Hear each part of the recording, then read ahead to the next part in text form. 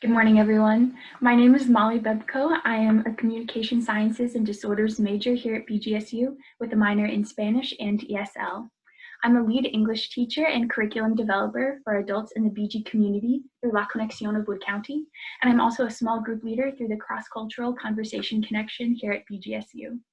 In these settings, I have observed that there's great demand for English language education and great need for competent English teachers. These observations prompted me to study the needs of first-time English teaching volunteers. So to provide a little bit of background, many in the audience have heard of ESL, which is now called the TESOL field. What is TESOL? It is a general term called teaching English to speakers of other languages. It includes teaching English both as a foreign language and as a second language. It's very diverse. Settings vary worldwide, from elementary classrooms to private tutors, to university programs, to volunteer classes, to refugee camps. And quality of education also varies due to multiple factors, including community socioeconomic status, brain drain, and geographical isolation. TESOL educator requirements vary by country as well. In my field of speech pathology, we have person-first language, which means we use words that value the person over their language ability or disability. Here, we use ELL, or English language learner, instead of foreign language learner, because we want to avoid othering people and we want to create a more inclusive environment. There is some degree of overlap between my field of speech pathology and TESOL.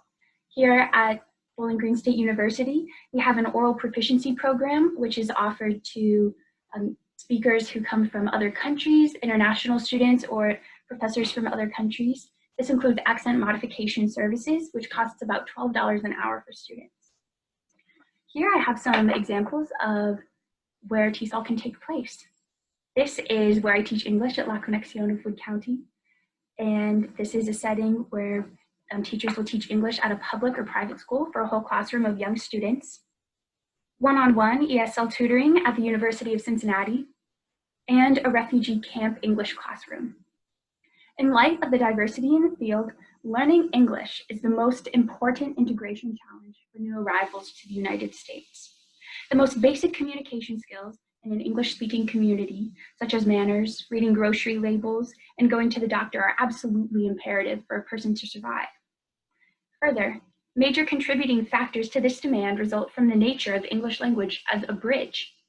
People who have different native languages often choose to communicate in English, which is often a shared secondary or tertiary language.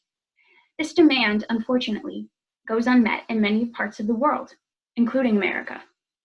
A need-based solution has emerged through volunteer teachers.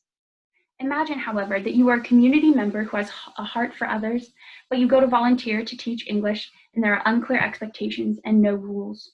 It's overwhelming. Unfortunately, most of these teachers are unqualified and uncertified to teach, which often results in a subpar education for those who dearly need it. Solving this problem lies in enriching educators' qualifications. However, training is often expensive and time-consuming, which is impractical for TESOL volunteers. So, the purpose of this project is to ascertain the needs of first-time English teaching volunteers and those of the LLs that they work with in order that volunteer training can be made simple, fast, and effective. This project was two-pronged. First, I performed a thematic search of the current literature, and second, I consulted with TESOL professionals locally in the state of Ohio and several states away. The information from the literature review and the data from the consultations was collected and synthesized into a report that provides evidence of specific volunteer needs based on consultations with experts.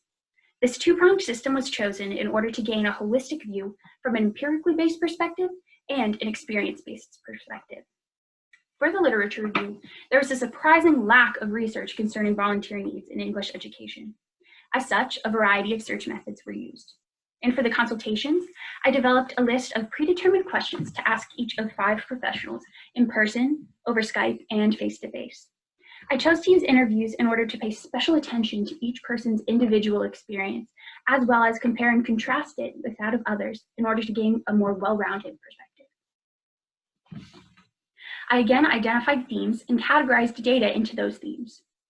So there are a plethora of frameworks that are well known in the TESOL field, but I chose to use this one. During my literature review process, my my searches for relevant literature resulted in only this framework for TESOL educators. The information found in the literature review and the data from the consultations were categorized into these categories: planning, instructing, assessing, identity and context, language proficiency, learning, content, and commitment and professionalism. I will next present some results from each category so that you can have an introduction to the data. In terms of planning, this sentiment was echoed by many participants, as well as the current research. Planning is adapting and modifying instruction.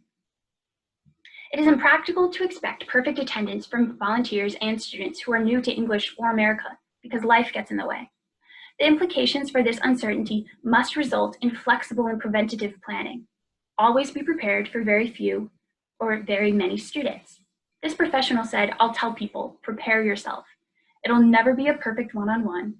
It would be great to have, some consistent volunteers and some consistent participants." One of the major subthemes in this topic of instructing, cultivating a learning environment, is developing cultural awareness. It's important to shift from an attitude of my culture is fundamentally better to an attitude of all of us have experienced different cultures that need to be understood and affirmed. On the other hand, students will have different levels of English proficiency, and classes will often comprise of students across a huge spectrum. Personally, when I teach community English classes, it's been a persistent issue.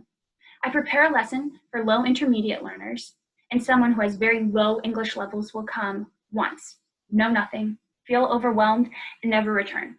So identifying these needs absolutely gives me better insight into how to plan for a future lesson. This professional said, "For volunteers, I think a big part of it is cultural awareness and cultural norms. It can be easier to teach if you're aware of these things."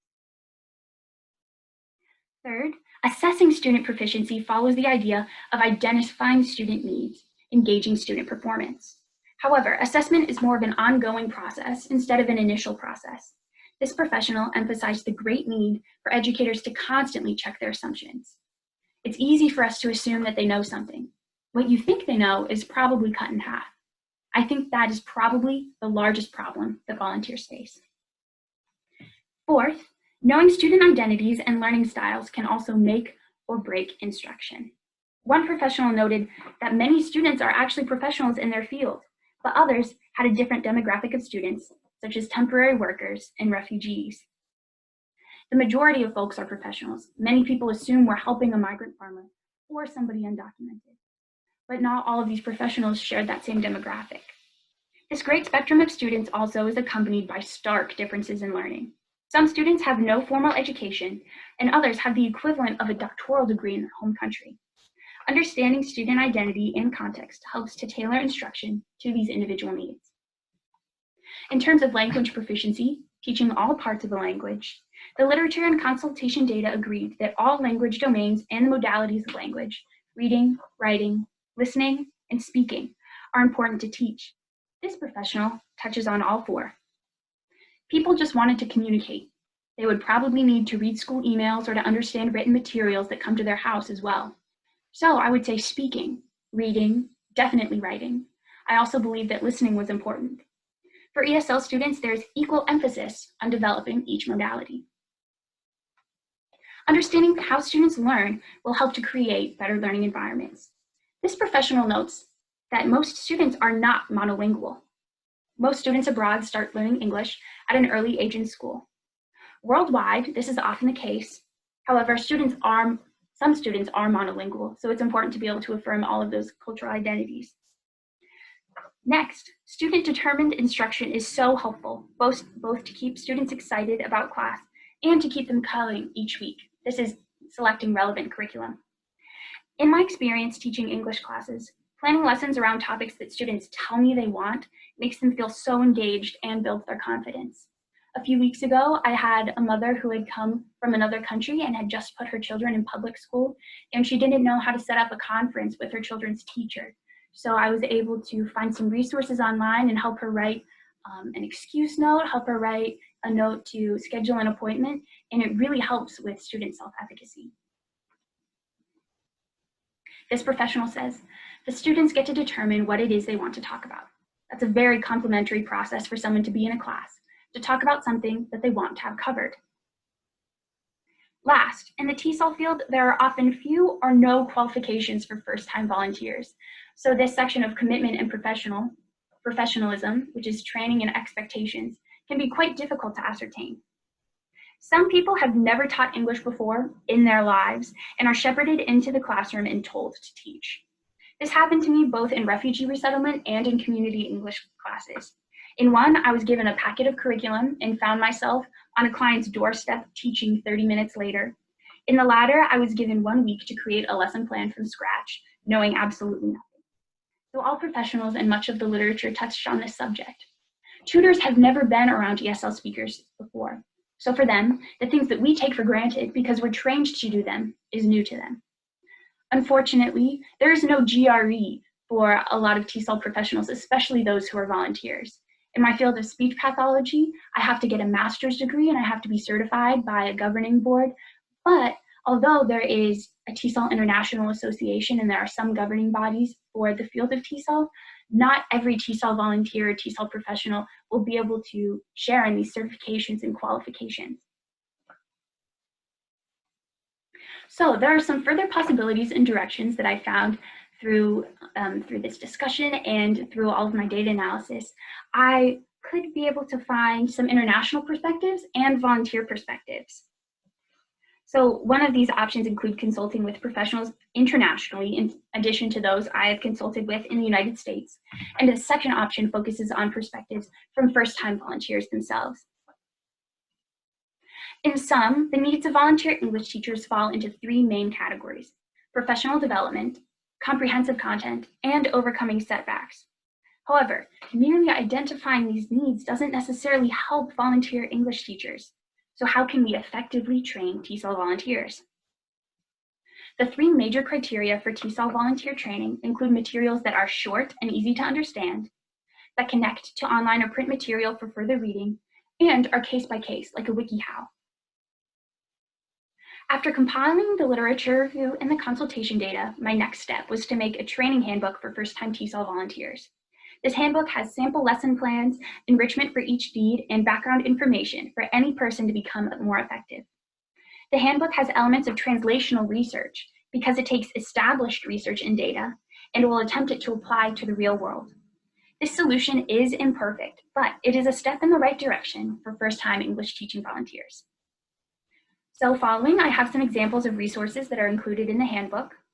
I have a list of simple do's and don'ts for those who have never taught English before. For example, do create a warm, welcoming, and kind environment. Try to remember everyone's names. Be very vocal in telling people that they are important, that their words matter, and you want to make them feel comfortable. Do not, however, get in people's personal space, speak too loudly or shrilly, use derogatory language, or present a bad attitude. Second, I have a sample Valentine's Day activity covering subject and object pronouns. This resource gives volunteers an idea of what they can do in class and how to cover content, and also to attach it to a theme. Lastly, and most importantly, this is an example of a hospital surgical intake form from Wood County Hospital here in BG. English language learners, especially those new to the United States, struggle with much of the jargon and abbreviations that are found in paperwork, which can be vital to their success and independence. Individualized help from instructors is invaluable, especially because we know which parts are important and which parts are not. The limits and significance of this study include that one of the largest barriers to meeting volunteer needs is the improbability of finding a blanket solution that works in the same way for every person due to this variation between programs and among volunteers. Across continents and countries, these TESOL programs differ, as well as the qualifications and experience for each volunteer. This reality, unfortunately, leads to vastly unique individual needs, which further leads to demand for equally unique individual solutions. What I have found through this literature review and these consultations outlines the general needs of volunteers. An improvement in these areas will certainly improve effectiveness, but one limit of this research is that it does not apply a perfect cut and dry fix to the problem of unqualified volunteers. Rather, it provides a starting place. I'd like to acknowledge my faculty mentors, Dr. Colleen Fitzgerald and Professor Anastasia Kryzhanivska from the Department of English, and Dr. Colleen Fitzgerald is from the Department of Communication Sciences and Disorders. I'd also like to thank my participants for being so passionate about the field of TESOL and passionate about helping me find individual volunteer needs. And I would like to thank my individual research expert, Professor Eileen Bosch from the BGSU Learning Commons, the Center for Undergraduate Research and Scholarship for providing me with a Fall 2019 grant in order for me to complete my research, and Dr. Montana Miller from the Institutional Research Board for getting my research approved so that I can actually speak with my participants, and Kristen Heidinger from the Office of Academic Assessment for my protocol development.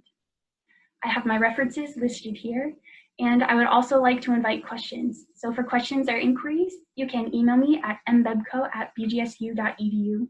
I'm very passionate about this subject and making all English language learners feel welcomed and included. So if you have anything you would like to discuss, I would absolutely be willing to speak with you.